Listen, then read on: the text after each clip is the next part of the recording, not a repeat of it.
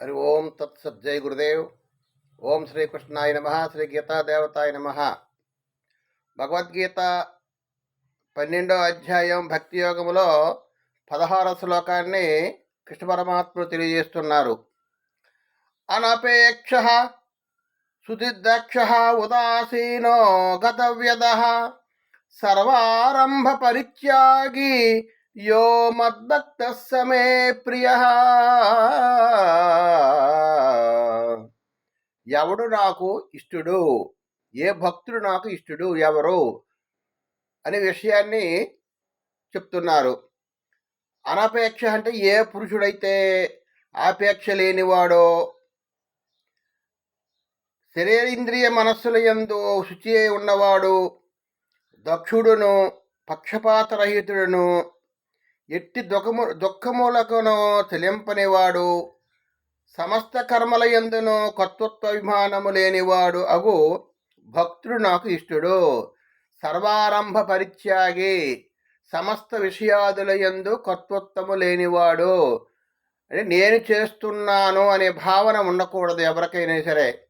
ఎవరో నేను చేస్తున్నా అనే భావన ఎవరికి ఉందో వారు అజ్ఞానంలో ఉన్నట్టుగా అనమాట. నేనంటే అక్కడ ఎవరు? ఆత్మ. నేనంటే ఆత్మ. ఆత్మకి కర్తృత్వం ఉండదు. అకర్తగా ఉంటాడు. జీవుడు అకర్తగా ఉంటాడు.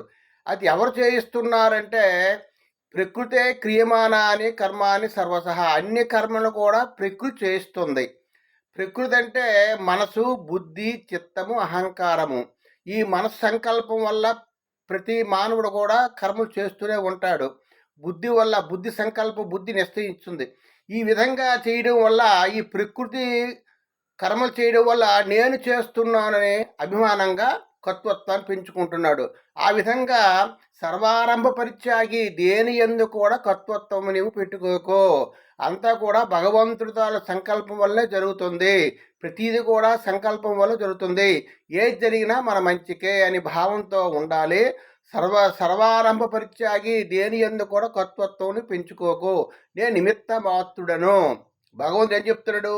నిమిత్త మాత్రం భవ సవ్యసాచన్. నువ్వు నిమిత్త మాత్రుడిగా ఉండవయ్యా. జరగవలసిన కర్మలు జరుగుతూనే ఉంటాయి.